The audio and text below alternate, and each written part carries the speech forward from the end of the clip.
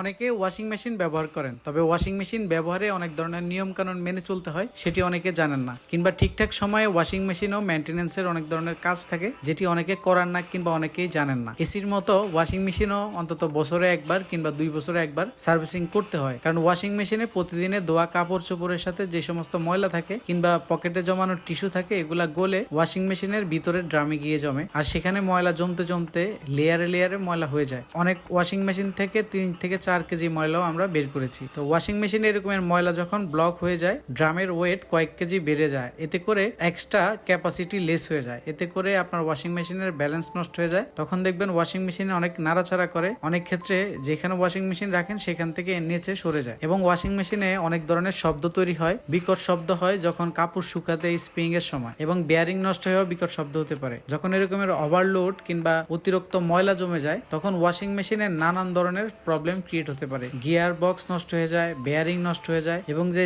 ড্রামটি রয়েছে ড্রামের হুইলারের ক্যাসকেটেও নষ্ট হয়ে যেতে পারে। তো এই সমস্ত সমস্যা থেকে ওয়াশিং মেশিনকে ঠিকঠাক রাখতে আপনি নিয়মিত সার্ভিসিং করতে হবে। অন্তত বছরে একবার হলেও ওয়াশিং মেশিন ক্লিন করা খুবই জরুরি। এবং ওয়াশিং মেশিন আমরা যখন ক্লিন করি, আমরা ওয়াশিং মেশিনের টুকিটাকি যত ছোট এক্সপায়ার পার্টস থাকে সেগুলো রিপ্লেস করে দেই, এতে করে ওয়াশিং মেশিনের পারফরমেন্স একদমই নতুনের মতো থাকে। পরবর্তীতে যে কোনো মেজর সমস্যা থেকে ওয়াশিং মেশিন রক্ষা পায়। আপনার ওয়াশিং মেশিনের ইলেকট্রিসিটি বিল বেশি আসারও মেইন কারণ ওয়াশিং মেশিন ঠিকঠাক সময়ে সার্ভিসিং না করা, কারণ অনেক বেশি ময়লা যখন জমে যায়, ওয়াশিং মেশিনের পানি ইনপুট হতে অনেক বেশি সময় লাগে। আগে যখন আধা ঘন্টায় ওয়াশিং মেশিনের কাপড় ধোয়া কমপ্লিট হতো, এখন 1 থেকে 1.5 ঘন্টা সময় লাগে। যত বেশি সময় লাগবে আপনার ইলেকট্রিসিটি বিলও তত বেশি কনজিউম করতে থাকবে। এছাড়াও ওয়াশিং মেশিন যত বেশি টাইম নিবে, এরকম ভাবে টাইম লস হতে হতে সার্কিট সিস্টেমের প্রবলেম হবে, এতে করে ওয়াশিং মেশিনের যে পিসিবি বোর্ড থাকে সেটা নষ্ট হয়ে যায়। আপনার ওয়াশিং মেশিনের যে কোনো সমস্যার জন্য যোগাযোগ করতে পারেন আমাদের স্ক্রিনে দেখানো নাম্বারে, আমরা সারা ঢাকায় কাজ করে থাকি। ধন্যবাদ সবাইকে।